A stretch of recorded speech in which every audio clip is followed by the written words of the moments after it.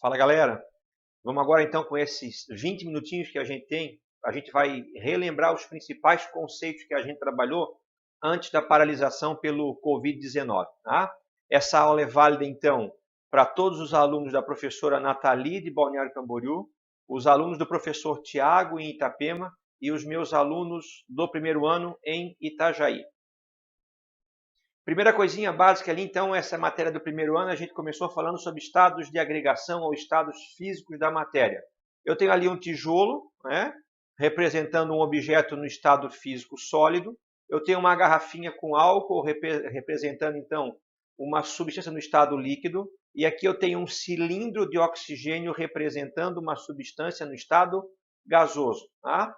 Características, então, com relação à forma e volume das substâncias nos diferentes estados físicos.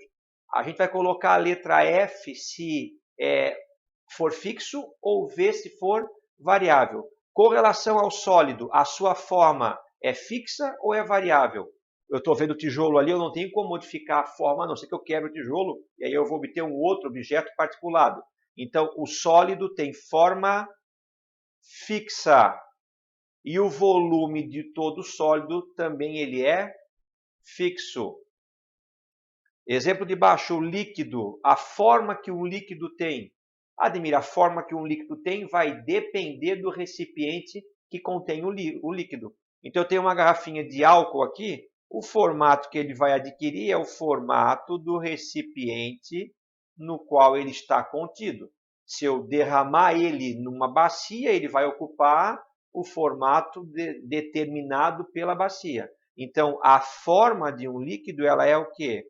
Variável, mas o seu volume ele é o quê? Fixo. 1 litro de álcool, nesse caso, independente do recipiente que eu colocá-lo, vai ser sempre 1 litro de álcool. E, por fim, o gasoso. A forma do gasoso é igual ao líquido. A forma do gás vai depender do recipiente que contém esse gás no seu interior. A diferença do gasoso para o líquido é que o volume do líquido também é variável. Eu posso pegar o gás e comprimi-lo, ou seja, reduzir o seu volume, mas eu posso pegar o gás e expandi-lo. Fechou? Características básicas, então, dos 3 principais estados físicos ou estados de agregação da matéria. Mudanças de estado de agregação, que é a mesma coisa que estado físico. Agregado é junto, ou seja, quanto mais juntas e organizadas são as moléculas, mais próximo do estado sólido. Quanto mais desorganizadas e afastadas, mais próximas do estado gasoso. Então, aqui eu tenho as 5 principais mudanças de estado físico. Número 1 aqui em cima, passagem do sólido para o líquido. O nome dessa passagem é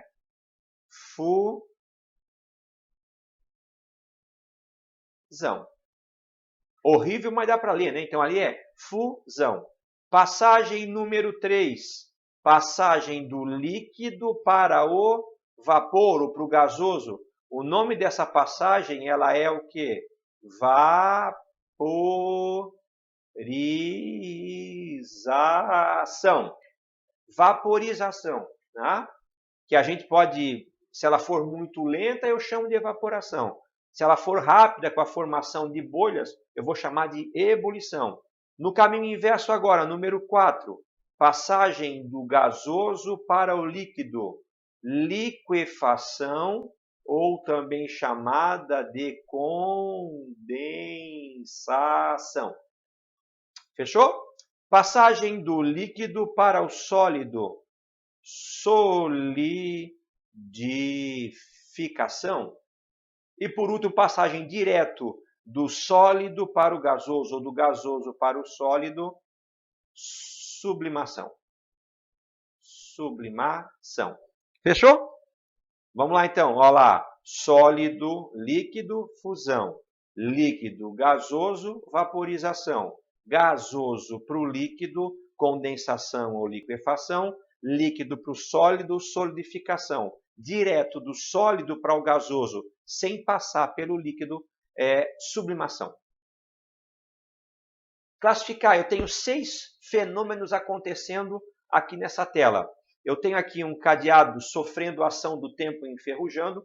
Eu tenho aqui uma plantação, parece de cana, que está pegando fogo, está queimando. Eu tenho aqui, então, o chocolate sendo derretido. Tá?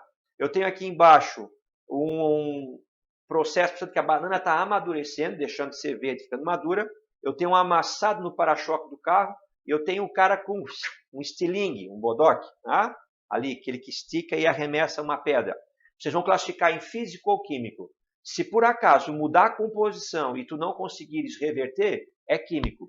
Se a composição ficar a mesma e for reversível, isso de maneira superficial, né? A gente classifica como sendo físico. Olha lá, formação da ferrugem no cadeado. É um fenômeno físico ou químico? Isso aqui é um fenômeno químico. Eu não consigo reverter a ferrugem. Tá? E há mudança da composição. Antes o cadeado era feito de ferro e agora ao enferrujar esse ferro reage com o oxigênio. Desculpa. Estou queimando aqui a cana. Tá? O que está transformando? Estou deixando de ter a cana e ela está virando o que agora? Fuligem, fumaça, tá? Liberando vapores. Então a queima de qualquer coisa também é um fenômeno químico. Terceiro exemplo, eu estou derretendo o chocolate. Eu estou passando ele do estado sólido para o estado líquido, mas ele não deixou de ser chocolate. E eu consigo derreter o chocolate, mas depois eu consigo resfriar e voltar que ele seja sólido novamente. Então isso aqui é uma transformação física. A gente já viu que o nome dessa mudança é fusão. A banana amadurecendo. Alguém já conseguiu desamadurecer a banana? Fazer a banana que tinha sido madura voltar a ser verde? Não, não dá. É um fenômeno irreversível, porque há uma série de reações químicas que mudam a composição. Então, o amadurecimento das frutas é um fenômeno químico. Dá para desamassar aqui o para-choque do carro? Mudou ali alguma coisa ou é o mesmo para-choque, só que agora deformado? Então, o amassado do para-choque é um exemplo de um fenômeno físico. E por último está aqui, ó, o que o cara está fazendo com o elástico? Ele está estendendo o elástico. Vai deixar de ser elástico? Ele vai voltar para a posição original dele? Vai. É uma transformação elástica ali. Então, não houve nenhuma transformação química. Ali também é um fenômeno físico. Show de bola? Para frente. Esse objeto aqui, que é esse paralelepípedo aqui, ele vai afundar ou vai boiar na água? Sobre o que é esse exercício? 3 segundos. 1, 2, 3. Trata-se de um exercício de densidade. Nada mais é que você simplesmente dividir a massa do objeto pelo volume que ele ocupa. Tá, Demir, como é que eu sei se ele boia ou afunda na água? Não precisa nem dizer para vocês, né? A densidade da água, todo mundo sabe que vale quanto? 1 grama por ml, que é a mesma coisa que 1 grama por centímetro cúbico. Se o objeto for mais denso do que 1, se a densidade for superior a 1, ele vai afundar. Se a densidade for inferior a 1, ele vai boiar. A massa eu já tenho, que é 90 gramas. Basta eu saber, então a massa está aqui, é 90 gramas. Basta eu saber quanto é o volume. Como ele é um sólido regular, eu multiplico a área da base pela altura. Então, eu tenho 3 vezes 6. 3 vezes 6, 18. 18 vezes 10, eu vou ter o que então? 180 Eita, apaga que isso aqui vai ficar muito feio. Vamos lá. Eu vou ter então aqui o que? 180 centímetros cúbicos. 3 vezes 6, 18. 18 vezes 10, 180 centímetros cúbicos, que é a mesma coisa que 180 ml. Densidade é igual a massa. Quanto que é a massa desse paralelepípedo? 90 gramas. Dividido pelo volume que ele ocupa, 180. Isso vai dar 1/2. Ou seja, ai, desculpa pessoal, escapou aqui o mouse. Olha lá. Ou seja, 0,5 gramas por centímetro cúbico. Qual é a densidade da água? 1. Qual é a densidade do paralelepípedo? 0,5. Ou seja, se ele é menos denso do que a água, ele vai boiar quando colocado nesse líquido. Tranquilo? Substância pura ou mistura? Analisar pelo gráfico. Tá? Então, olha lá. No primeiro gráfico aqui, eu tenho, então, a primeira parte do gráfico corresponde à substância no estado sólido. Aqui aconteceu a mudança do sólido para o líquido. Aqui eu tenho o estado líquido. Aqui eu tenho a mudança do líquido para o gasoso. Então, aqui eu tenho o estado do gasoso. Ô, Ademir, tu está falando gasoso, mas está escrito vapor. Tem diferença? Do ponto de vista químico, não. O estado é o mesmo de agregação. A diferença é que a gente chama de gás aquela substância que em condições ambientes já é gasosa. Por exemplo, o oxigênio. A temperatura ambiente ele já é um gás, então é o gás oxigênio. O CO2, o dióxido de carbono, ele já é um gás à temperatura ambiente, então ele é um gás carbônico. A água, ela é o que? A temperatura ambiente? Líquida. Então, o que se origina a partir de um líquido eu vou chamar de vapor. Mas do ponto de vista estrutural químico, são praticamente idênticos. Então, olha só, eu tenho sólido, passou para o líquido, ou seja, eu tenho aqui um ponto de fusão. Depois, ele do líquido para o gasoso, eu vou ter um ponto de ebulição. Então, esse é o típico gráfico de uma substância pura.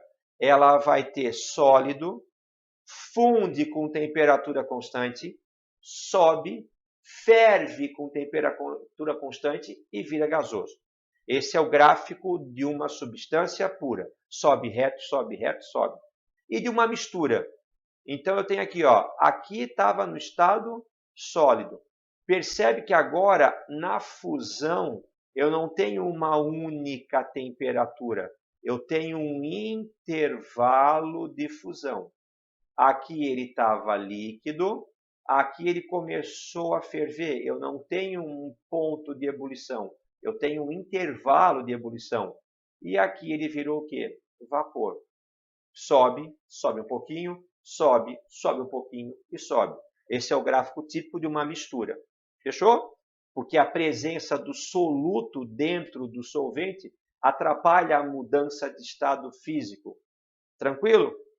Depois dá uma lidinha só para lembrar o que era uma mistura eutética e azeotrópica, que cai com frequência em provas. Como é que eu posso separar agora, então, esses componentes? Então, se eu separo componentes, eu não estou diante de uma substância pura, eu estou diante de uma mistura. A gente tem, via de regra, misturas homogêneas e misturas heterogêneas. Misturas heterogêneas são mais fáceis de separar a princípio, porque não há interação entre as substâncias que foram misturadas. Eu tenho aqui nesse copo água com areia. Dá para ver que a água ainda está um pouco turva. O que significa isso? Que eu tenho que aguardar um pouco mais para que a areia que ainda esteja em suspensão vá para o fundo do becker. Não quero ninguém na prova colocando que a areia foi para o fundo. Tá? Não vai para o fundo. Ela faz o quê? Essa areia ela sedimentou. Então, eu posso aguardar que toda a areia sedimente. Aí eu pego aquele becker com cuidado e vou virando ele, para que a água escorra e eu fique no fundo do copo com o resto de areia. O nome desse processo chama-se decantação.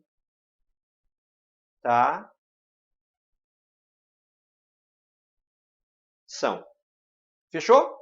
Mistura heterogênea. A gente aguarda que, por ação da gravidade, a substância que for mais densa, ela vai sedimentar. E, ao final da sedimentação, eu promovo a decantação, que é a separação da mistura.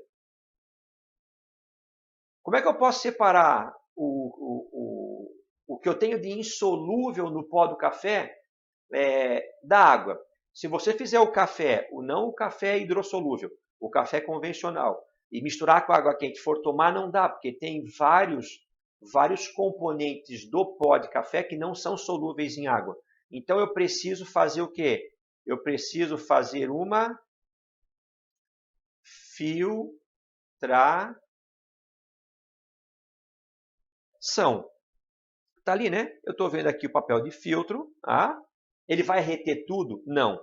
Senão eu ia tomar água quente só, né? Ia tomar só água quente. Então, o que ele vai fazer? Ele vai deixar passar pelo filtro aquelas substâncias que são as solúveis em água e vai reter no filtro as substâncias que são insolúveis em água. Quando eu uso um filtro, é óbvio que o processo que eu estou fazendo é filtração.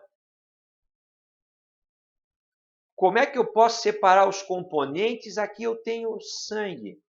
Olha lá, aqui eu tenho um tubo de ensaio. Está vendo que eu tenho praticamente... eu tenho uma parte... Deixa eu botar aqui. Eu tenho essa parte amarelada aqui, que é a parte de volume maior. Eu tenho uma linhazinha aqui alaranjada, que ficou intermediária entre as duas. E eu tenho uma grande faixa no fundo do recipiente, do tubo de ensaio, de coloração vermelha bem intensa. Então, o que eu fiz com o sangue ali? Eu fiz com o sangue meu Deus, desculpa pela letra. Centrifugar.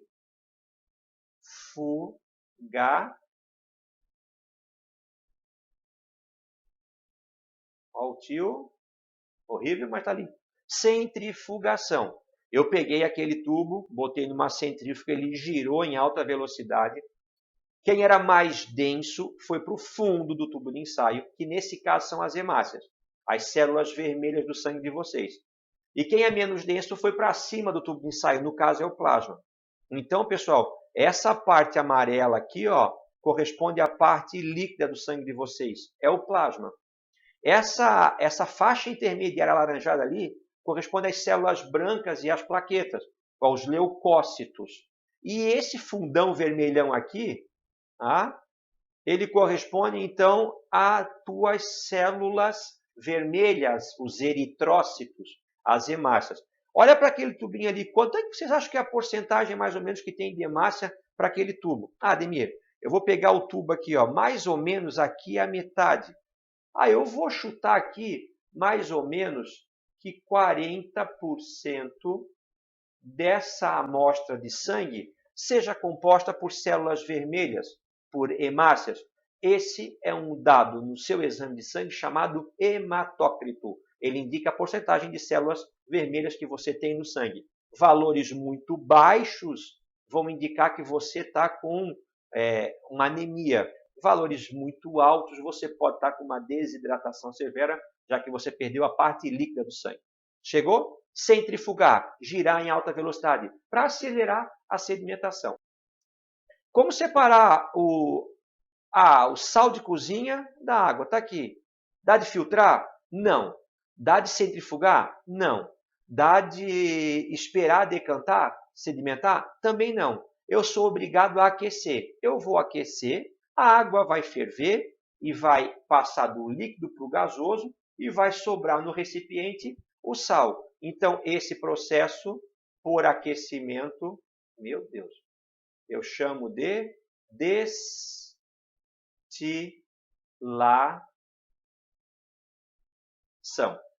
Destilar significa separar os componentes de uma mistura homogênea, mediante o aquecimento. Quem tiver o ponto de ebulição mais baixo, entra em ebulição primeiro e vai escapar da mistura.